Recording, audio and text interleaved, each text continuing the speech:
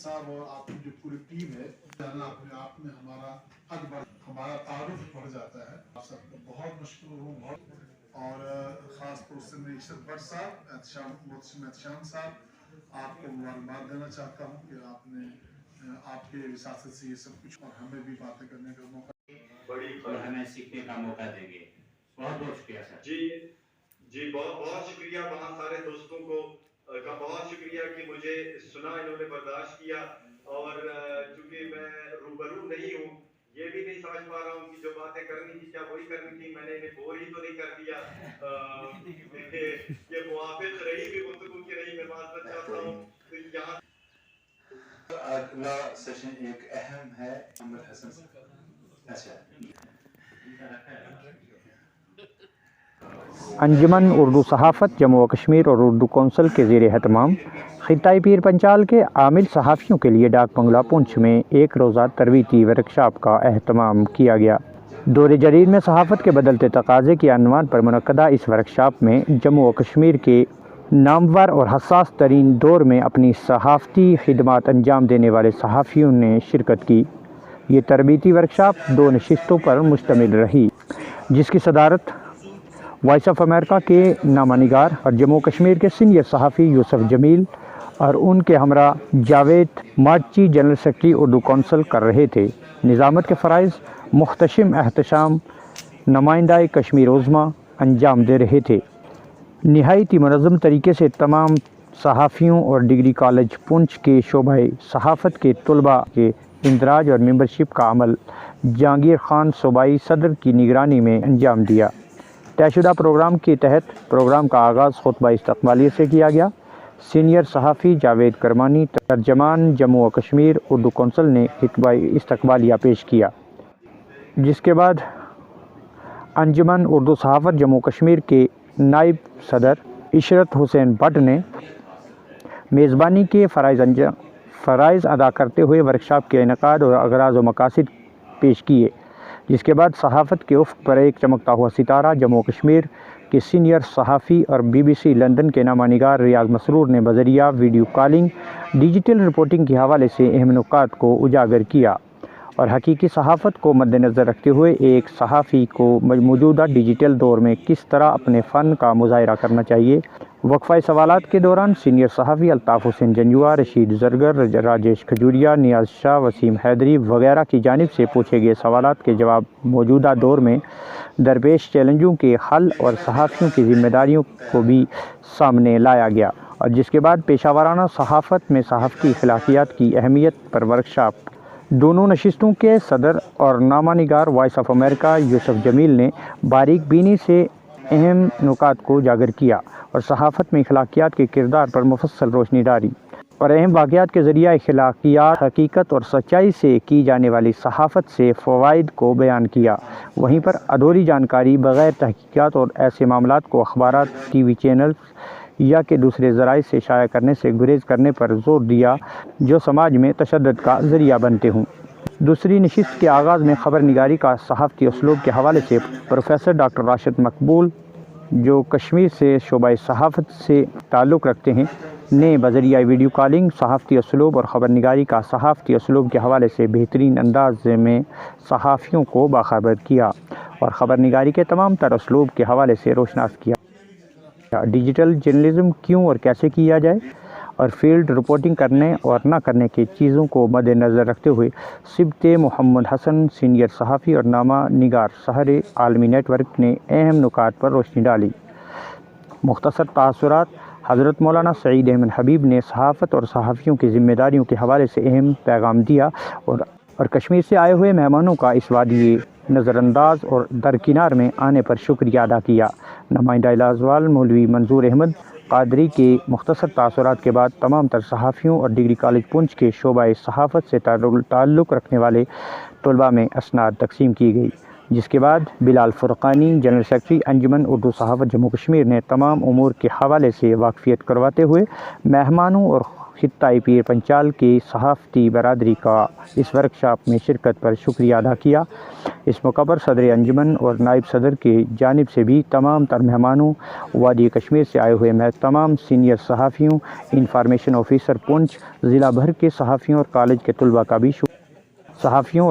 طلباء کا بھی شکریہ ادا کرتے ہوئے ورکشاپ کو اپنے اختتام تک پہنچایا۔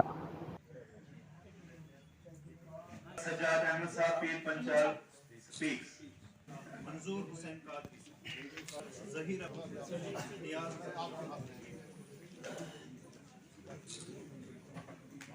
محمد ریاض،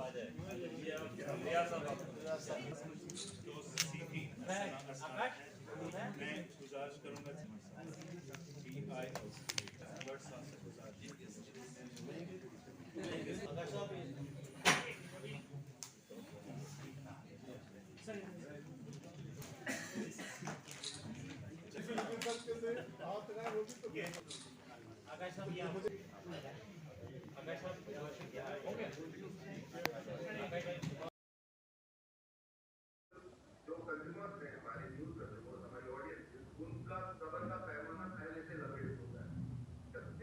very short span of time کیونکہ attention span اتنا کم ہو چکا ہے کہ competition زیادہ اسی کی وجہ سے بڑھ گیا ہے۔ آپ کا ویڈیو پوری ایسے لپنگ انداز میں ہونا چاہیے کہ جو دیکھنے والا ہے اگر ایکسیڈنٹلی بھی وہاں آئے تو وہاں رک جائے اور آپ کا پورا 2 منٹ یا 40 سیکنڈ یا 1 منٹ کا ویڈیو ہو۔ یہ کوشش ہوگی کہ اس کو کور کر لیں، لیکن جب آپ اگر آپ لائیو جا رہے ہیں تو آپ جیسے کہ ریاض صاحب نے کہا کہ آپ یہ ایکسپلین نہ کریں، جب جہاں ایکسپلین کرنے کی ضرورت ہوگی وہاں ایکسپلین کریں، جہاں کمنٹری دینے کی ضرورت ہوگی وہاں کریں، جہاں بجائے خود جو واقعہ ہوگا وہ خود ہی بتا رہا ہوگا کہ کیا ہوا ہے تو وہاں آپ کو بتانے کی ضرورت نہیں ہے۔ اب آپ آڈینس کو آپ یہ ذرا مختلف کرنا چاہیں گے تو آپ اسی تحت تک جانے کی کوشش کریں۔ اگر فوری طور پر آپ کی وقت ہے، آپ کے پاس یہ پہلے سے آپ کے پاس نالج ہے، یا فوری طور پر جتنا بھی اگر آپ کو موقع ملتا ہے آپ اس میں ڈیپ جانے کی کوشش کریں اور کچھ ایسا بتانے کی کوشش کریں جو باقی لوگ نہ بتا پائیں۔ اس کی وجہ سے آپ سے جو آپ کی رپورٹ ہوگی وہ مختلف ہوگی، اور ظاہر سی بات ہے جو دیکھنے والا ہوگا، سننے والا ہوگا یا پڑھنے والا ہوگا وہ آپ ہی کی رپورٹ کو زیادہ پسند کرے گا اس کے بجائے، مطلب دوسروں کے بجائے جو عام قسم کی رپورٹنگ ہوگی۔ تو آپ کی یہ کوشش ہونی چاہیے، اور آپ کی جو یہی تو صلاحیت ہے نا، صلاحیت سازی تو اسی کو کہتے ہیں نا کہ یہ چیزیں ایک جرنلسٹ کو پتہ ہونی چاہیے کہ میں جو اپنا میرا جو آڈینس ہے، میرا جو ویور ہے، میرا جو لسنر ہے، میرا جو ریڈر ہے، اس کو میں کیسے انگیج رکھوں۔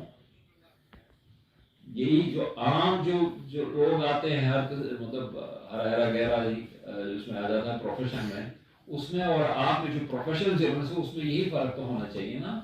آپ اس کو انگیج رکھیں، آپ اس کو انگیج کرنے کی کوشش کریں۔ تو اس کے لیے مجھے لگتا ہے کہ اس میں جیسے میں یہ کہنا بھول گیا کہ لکھنے سے یا بتانے سے زیادہ اہم چیز ہے مطالعہ کرنا۔ جو لکھنا چاہتا ہے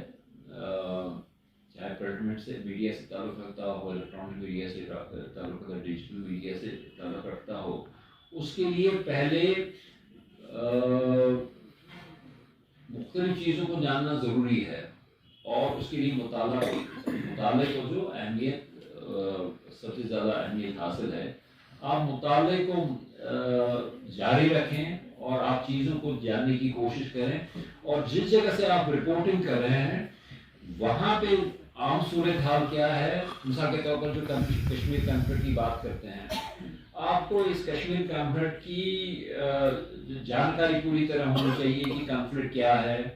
اس کے جو پلیئرس ہیں، پولیٹیکل پلیئرس ہیں یا دوسرے لوگ ہیں، وہ کون لوگ ہیں۔ تو یہ ساری جانکاری آپ کو ہونی چاہیے، تو تبھی آپ اچھی رپورٹنگ کر پائیں گے۔ یہ نہیں کہ جیسے دلی سے کہیں اور سے کوئی آ گیا اور سری نگر میں کسی ہوٹل میں ایک رات میں دوسرے دن وہ کشمیر ایکسپرٹ بننے کی کوشش کرتا ہے اور پھر اسی میں وہ نام شنام बोल देता है, चाहे टेलीविजन पे हो या कहीं एक दो बार उसने यहाँ सैर सपाटे के लिए आया होगा या ऐसे ही आया होगा, तो फिर वहाँ टेलीविजन स्टूडियो में बैठ के कश्मीर एक्सपर्ट की तौर पे वो बोलने लगता है, तो अक्सर वो उसमें गलतियाँ भी हो जाती हैं उससे, जाहिर सी बात होनी है। तो इसलिए आपको अगर बेसिक नॉलेज है आपके पास तो